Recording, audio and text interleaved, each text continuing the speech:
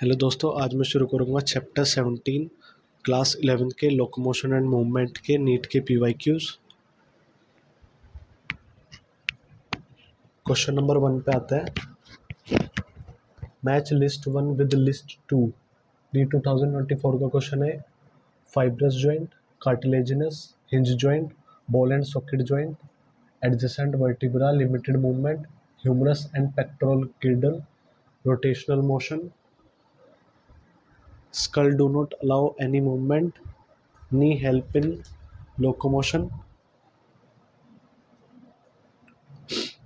Fibrous joint जो है वो हमारे स्कल के बीच में होता है, जो कि कोई भी मूवमेंट अलाउ नहीं करता। इसका एक का थर्ड है।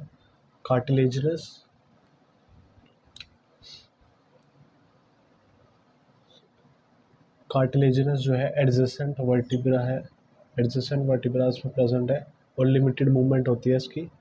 हिंज जॉइंट जो है हमारे नी में होता है, जो कि हेल्प करता है हमें लोकोमोशन में। बॉल एंड सॉकेट जॉइंट ये हमारा होता है ह्यूमरस और पेक्टोरल गिर्डल। ह्यूमरस जो ये हमारी ह्यूमरस की बोन है हैंड की, और पेक्टोरल गिर्डल उसमें रोटेशनल मोशन में मदद करता है बॉल एंड सॉकेट जॉइंट। इसका आंसर है हमारा सेकंड। नेक्स्ट क्वेश्चन पे आते हैं, which of the following are auto immune disorder. D 2024 का क्वेश्चन है, इनमें से ऑटो इम्यून डिसऑर्डर कौन सा है। Myasthenia gravis, rheumatoid arthritis, gout, muscular dystrophy, systemic lupus erythematosus, SLE। इसमें से ऑटो इम्यून डिसऑर्डर कौन सा है। जो गांठ है वो हमारी ऑटो इम्यून डिसऑर्डर नहीं है, क्योंकि ये जो है यूरिक एसिड के जो क्रिस्टल है वो एक्यूमुलेट हो जाते हैं हमारे जॉइंट्स में। जैसे जॉइंट्स है इनके बीच में हमारे यूरिक एसिड के क्रिस्टल वो हो जाएंगे, आ जाएंगे, जिससे कि गांठ बन जाती है। और मस्कुलर डिस्ट्रोफी जो है ये जेनेटिक प्रॉब्लम है। इसमें प्रोग्रेसिव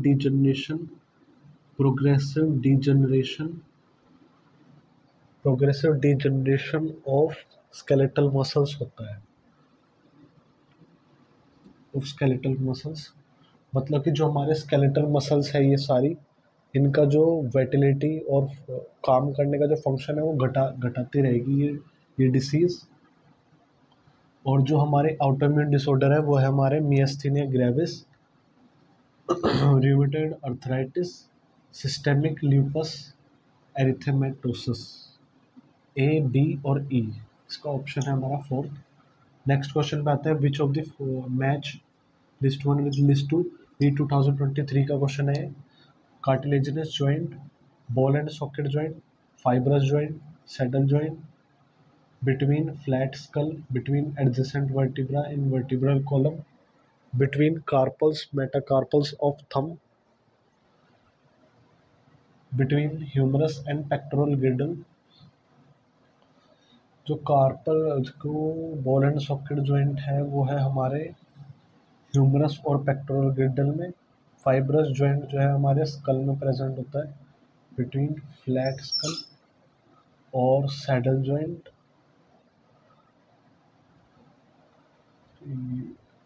बी का है हमारा फोर्थ, सी का है हमारा फर्स्ट, बी का है फोर्थ और सी का है फर्स्ट। ये एक ही ऑप्शन है, इसलिए हमारा थर्ड ऑप्शन करेक्ट है। कार्टिलेजिनस जॉइंट जो है हमारा वो है between adjacent vertebra in vertebral column, और सैडल जॉइंट जो है हमारा वो है between carpals and metacarpal of thumb. Next question पे आता है, which of the following statements are correct regarding skeletal muscles. NEET 2023 का क्वेश्चन है। Muscle bundles are held together by collagenous connective tissue layer called fascicle। Sarcoplasmic reticulum of muscle fibre is a storehouse of calcium ions. Striated appearance of skeletal muscle fiber is due to distribution pattern of actin and myosin proteins. M line is considered as functional unit of contraction called sarcomere। इसमें से कौन सी statement हमारी correct है? एक जो muscles का जो cross section होता है उसमें ये हमारा मसल्स है, इसके अंदर जो है हमारी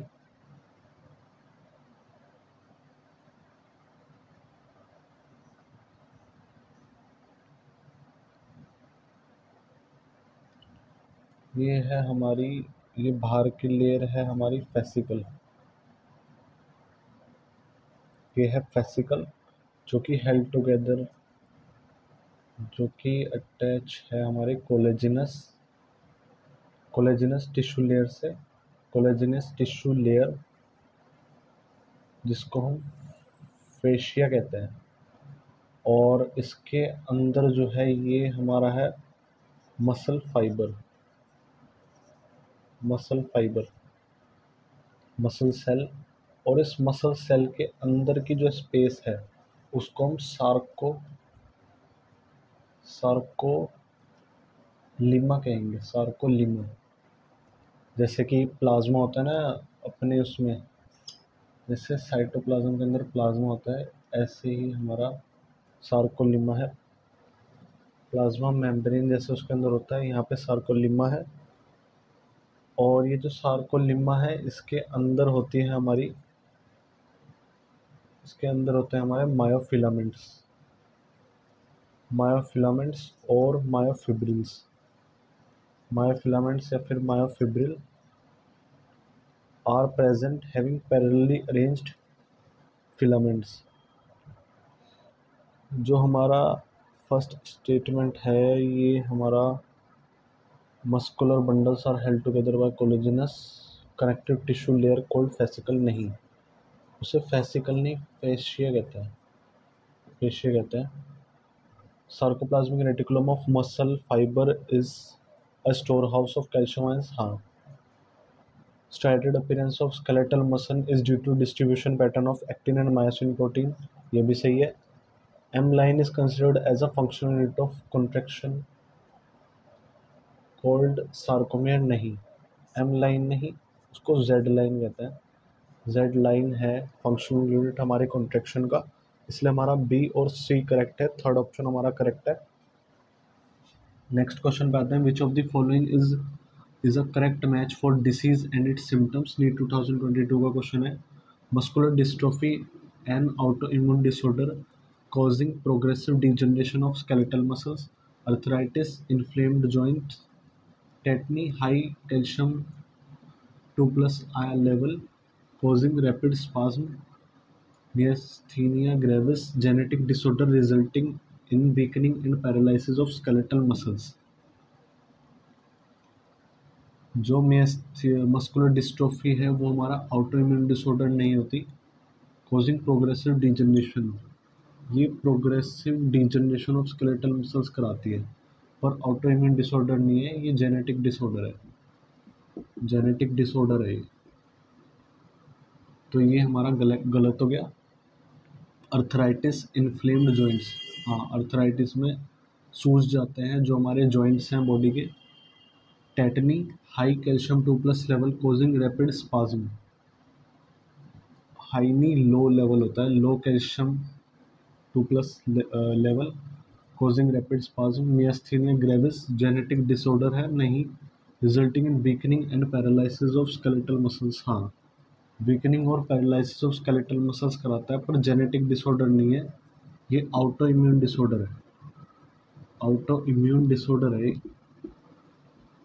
नेक्स्ट क्वेश्चन पे आते हैं, ये हमारे नीट 2022 में आया था।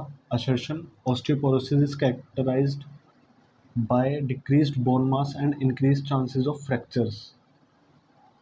Reason, common cause of osteoporosis is increase level of oestrogen. जो ऑस्टियोपोरोसिस है is characterised by decreased bone mass and increased chances of fractures. ये ऑस्टियोपोरोसिस हमारे ज़्यादातर ओल्ड पर्सन्स में होता है, ओल्ड पर्सन्स में होता है इज, और ज़्यादातर ये फीमेल्स में होता है, is characterised by decreased bone mass and increase chances of fractures. इसमें बोन मास घट जाता है और फ्रैक्चर्स बढ़ने लग जाते हैं। Common cause of osteoporosis is increase level of oestrogen. नहीं, इसमें ईस्ट्रोजन का लेवल जो है वो डिक्रीज हो जाता है, इस वजह से ऑस्टियोपोरोसिस होता है।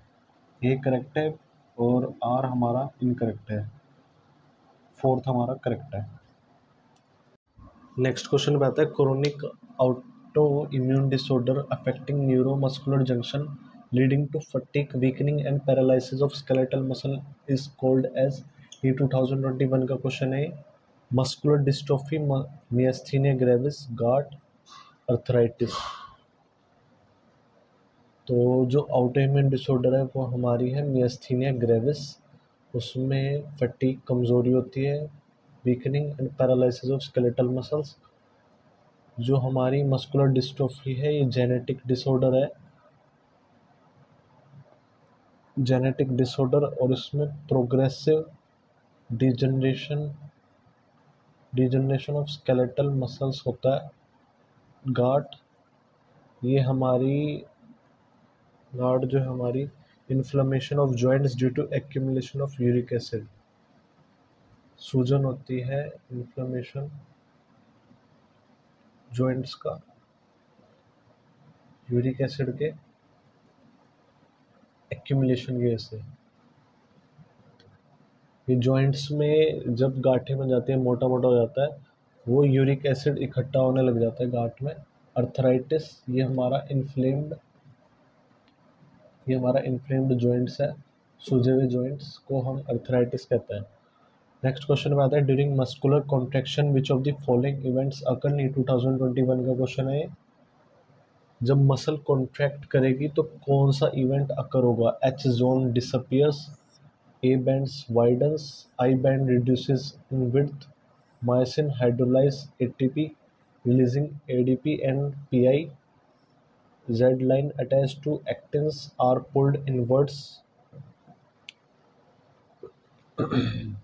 तो ये हमारा ऐसे है,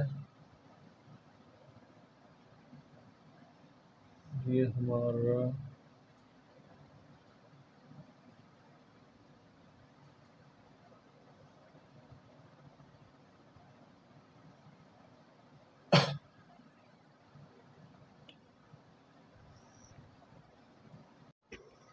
ऐसे ही हमारा इधर की तरफ है।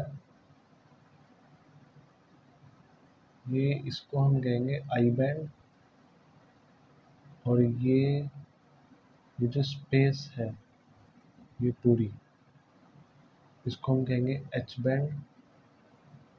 ये है हमारी जेड लाइन, ये भी हमारी जेड लाइन, और ये हमारा है A band.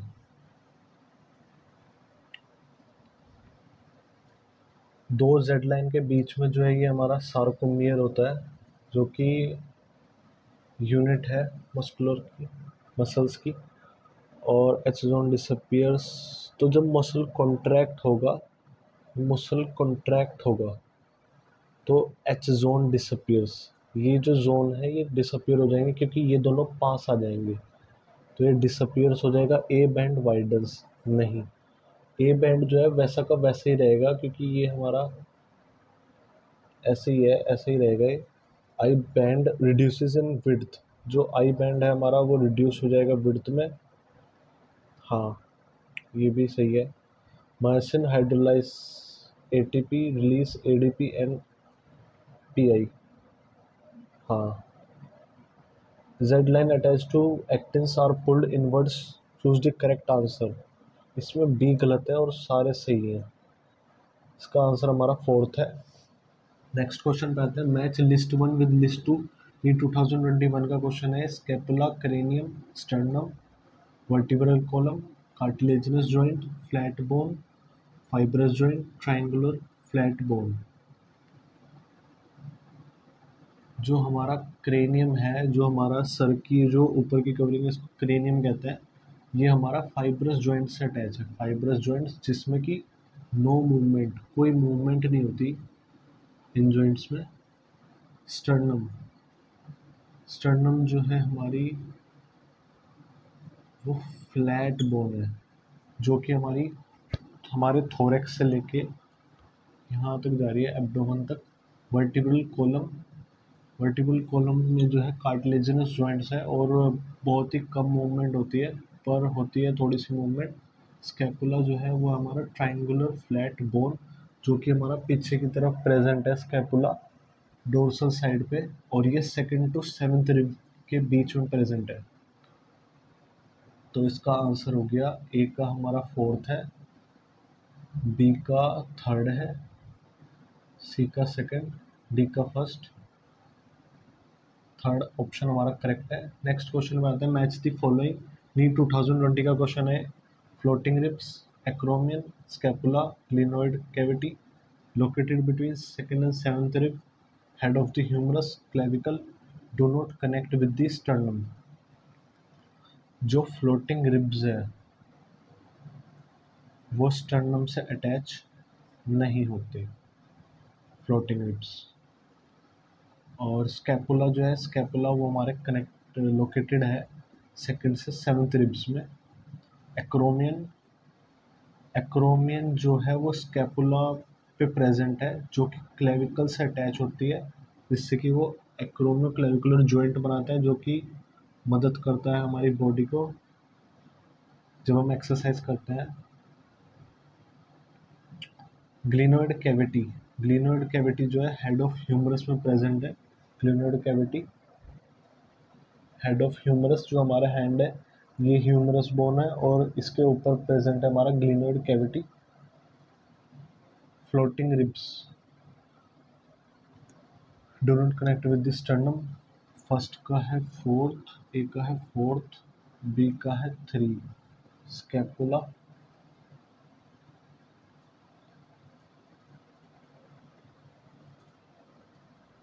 Acromion, clavicle. Third option इसका करेक्ट है। नेक्स्ट क्वेश्चन पे आता है, match the following. Column 1 column 2 NEET 2020 COVID का क्वेश्चन है। Gout, osteoporosis, tetany, muscular dystrophy, decreased level of estrogen, low calcium +2 ions in the crystals, accumulation of uric acid crystals, acute immune disorder, genetic disorder। जो गाठ है हमारी वो है accumulation of uric acid crystals, osteoporosis, decreased level of estrogen, tetany, low calcium plus ions in the crystals, और muscular जो dystrophy है, muscular dystrophy, muscular dystrophy हमारी genetic disorder है, ना कि ऑटो इम्यून डिसऑर्डर। ए का है थ्री, एक्यूमुलेशन, और इसका आंसर है हमारा फर्स्ट। नेक्स्ट क्वेश्चन पे आता है, which of the following muscular disorder is inherited. NEET 2019 का क्वेश्चन है। Tetany, muscular dystrophy, myasthenia gravis, botulism, इसमें से कौन सा मस्कुलर डिसऑर्डर इनहेरिटेड है। इनहेरिटेड जो है हमारा मस्कुलर डिस्ट्रोफी है, क्योंकि जेनेटिक डिसऑर्डर है। जेनेटिक डिसऑर्डर यही इनहेरिट होगा, ट्रांसफर होगा पेरेंट्स से प्रोजनी में। नेक्स्ट क्वेश्चन में आता है, सेलेक्ट द करेक्ट ऑप्शन। ये 2019 का क्वेश्चन है। 8th 9th 10th pair of ribs articulate directly with the sternum, 11th and 12th pair of ribs are connected to the sternum with the help of hyaline cartilage.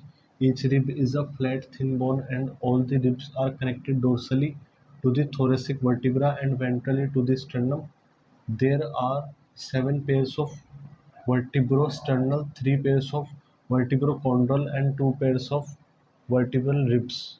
इसमें से कौन सा correct है। 8th 9th 10th pair of ribs जो है directly attach with sternum नहीं, ये seventh rib पे अटैच होते हैं, और इन तीनों को हम जो है वर्टिब्रोकॉन्ड्रल रिब्स भी कहते हैं। ये वर्टिब्रोकॉन्ड्रल रिब्स होते हैं और ये अटैच होता है सेवेंथ रिब्स पे हियलिन कार्टिलेज की मदद से। हियलिन कार्टिलेज की मदद से 11th 12th pair of ribs are connected to the sternum with the help of hyaline cartilage। 11th और 12th पेयर जो है रिब्स का वो कनेक्टेड है स्टर्नम से with the help of hyaline cartilage. Sternum नहीं, ये जो है ये हमारे फ्लोटिंग रिब्स हैं ये दोनों। ये तो अटैच ही नहीं होते, कनेक्टेड ही नहीं होते किसी से भी। Each rib is a flat thin bone and all the ribs are connected dorsally. Thin flat bone dorsally, डोर्स पीछे की तरफ से थोरेसिक वर्टिब्रा हाँ, वेंट्रली टू द स्टर्नम हाँ। पर जो हमारा रिब्स होता है वो फ्लैट थिन बोन नहीं होते, इसलिए ये तो गलत हो गया।